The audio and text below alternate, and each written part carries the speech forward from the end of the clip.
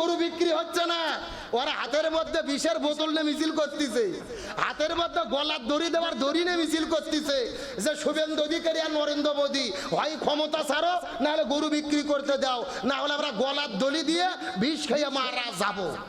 ভারতের মুসলমানদের অনুরোধ করে বলি, 5টা বছর তোমরা কোনো গরু ক্রয় করবে না। হিন্দুদের কাছ থেকে গরু কিনা বন্ধ করে দাও, গরু ক্রয় করা বন্ধ করো। আমাদের যাদের উপরে কুরবানি ওয়াজিব হয়েছে, গরু দেই যে কুরবানি দেওয়া লাগবে, কোরআন হাদিসে এমন কথা লেখা নাই। আমাদের পার্শ্ববর্তী ভারতে সেই বিজেপির সরকার পশ্চিম বাংলায় ক্ষমতায় আসার পরে গরু জবে করা তারা নিষিদ্ধ করেছে, গরু কুরবানি করা নিষিদ্ধ করেছে। তারা গরুকে কুরবানি করতে দেবে না, আইন পাশ করে তারা ঘোষণা দিয়েছে। তবে আল্লাহর কি খেলা, ওরা মুসলমানদের কুরবানি ঠেকাতে গিয়ে ওরা নিজেরাই বিপদে পড়েছে। জোরে বলেন আল্লাহু আকবার। মুসলমানের বিপদে ফেলাতে গিয়ে ওরা নিজেরাই বিপদে পড়ছে। তার কারণ ওরা বলছে যে গরু জবে করা যাবে না। এখন গরু হাজার হাজার গরু পালছে হিন্দুরাই, ওরা সারা বছর গরু লালন পালন করে ঈদের আগে আমাদের বিক্রি করে, মুসলমানেরা ক্রয় করে কুরবানি দেয়। যেই আইন করছে গরু কুরবানি হবে না, মুসলমানরা বন্ধ করছে গরু কেনা। এখন হিন্দুদের গরু বিক্রি হচ্ছে না, ওরা হাতের মধ্যে বিষের বোতল নিয়ে মিছিল করতেছে, হাতের মধ্যে গলার দড়ি দেওয়ার দড়ি নিয়ে মিছিল করতেছে যে শুভেন্দু অধিকারী আর নরেন্দ্র মোদী হয় ক্ষমতা ছাড়ো, না হলে গরু বিক্রি করতে দাও, না হলে আমরা গলার দড়ি দিয়ে বিষ খেয়ে মারা যাব। আল্লাহু আকবার বলবেন না? আল্লাহর কোরআন বলছে ওয়া মাকারু ওয়া মাকার আল্লাহ আল্লাহু খায়রুল মাকিরিন। ওরাও ষড়যন্ত্র করে, আল্লাহও কৌশল অবলম্বন করে। কার কৌশল বিজয় হয়? আল্লাহ বলছেন ইয়াকিদুনা কায়দা ওয়া আকিদু কায়দা। তারাও কিছু কায়দা কৌশল করে, আল্লাহরও কিছু কায়দা কৌশল। আর আমাদের বাংলাদেশে একটা কথা আছে ভাই, অন্যের জন্য গর্ত খুললে সেই গর্তে নিজেদের পড়তে। আমরা ভারতের মুসলমানদের অনুরোধ করে বলি, 5টা বছর তোমরা কোনো গরু ক্রয় করবে না। হিন্দুদের কাছ থেকে গরু কিনা বন্ধ করে দাও, গরু ক্রয় করা বন্ধ করো। আমাদের যাদের উপরে কুরবানি ওয়াজিব হয়েছে, গরু দেই যে কুরবানি দেওয়া লাগবে, কোরআন হাদিসে এমন কথা লেখা নাই।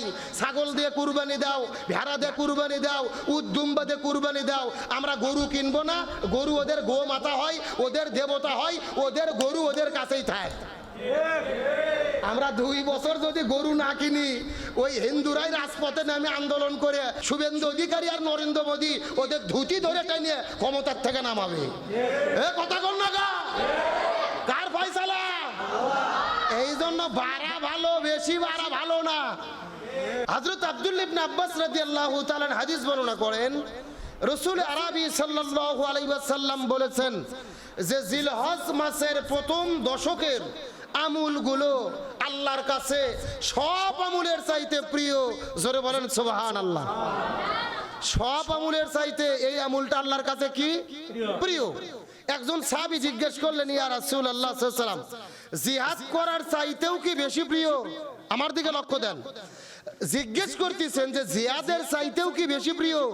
তখন রাসূল আরবি সাল্লাল্লাহু আলাইহি ওয়াসাল্লাম বলতেছেন, জিহাদের চাইতেও এই জিলহজ মাসের প্রথম দশকের আমল আল্লাহর কাছে বেশি প্রিয়। তবে যারা শহীদ হয় একমাত্র শাহাদত বরণ করা ব্যতীত। সুবহানাল্লাহ বলেন।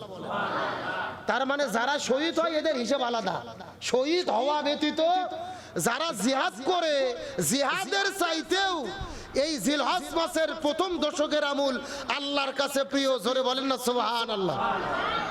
তাহলে জিলহজ মাসের প্রথম দশকে কি কি আমল করা লাগবে?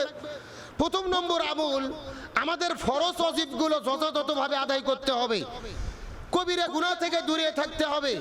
এই প্রথম 10 দিন আমাদের বেশি বেশি জিকির করতে হবে, সুবহানাল্লাহ আলহামদুলিল্লাহ লা ইলাহা ইল্লাল্লাহ আল্লাহু আকবার। আমাদের বেশি বেশি তাকবীর পড়তে হবে, তাসবিহ পড়তে হবে।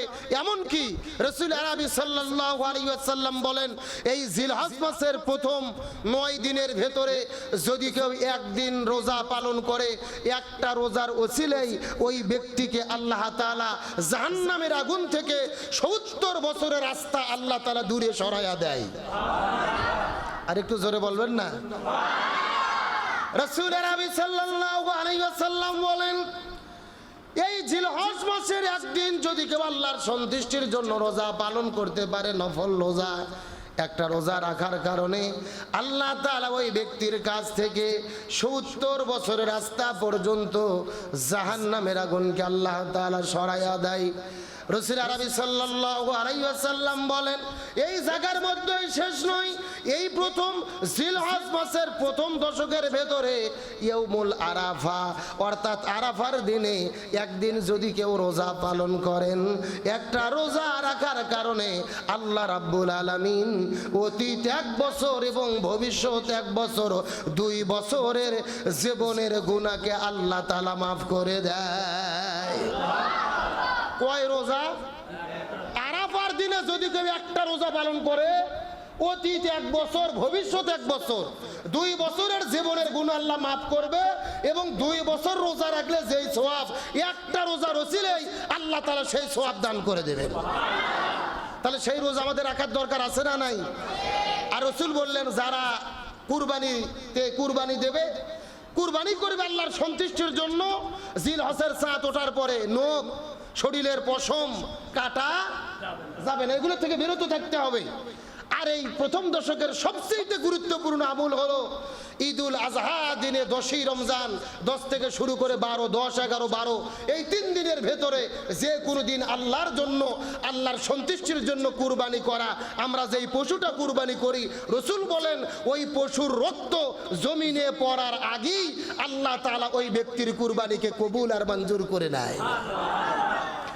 রাসূল আরবি সাল্লাল্লাহু আলাইহি ওয়াসাল্লাম বলেন, একজন ব্যক্তি আল্লাহর সন্তুষ্টির জন্য যদি কুরবানি করেন, এই দুনিয়ার মধ্যে যেই পশুটা কুরবানি করবেন, ওই পশুর শরীরের মধ্যে যেই পরিমাণ পশম থাকবে, রাসূল বর্ণনা করে বলেন ওই পশুর শরীরের মধ্যে যেই সমপরিমাণ পশম থাকবে, ওই পশমের সমপরিমাণ নেকি আল্লাহ রাব্বুল আলামিন ওই কুরবানি দাতার আমল নামায় আল্লাহ তাআলা লিপিবদ্ধ করে দেবে।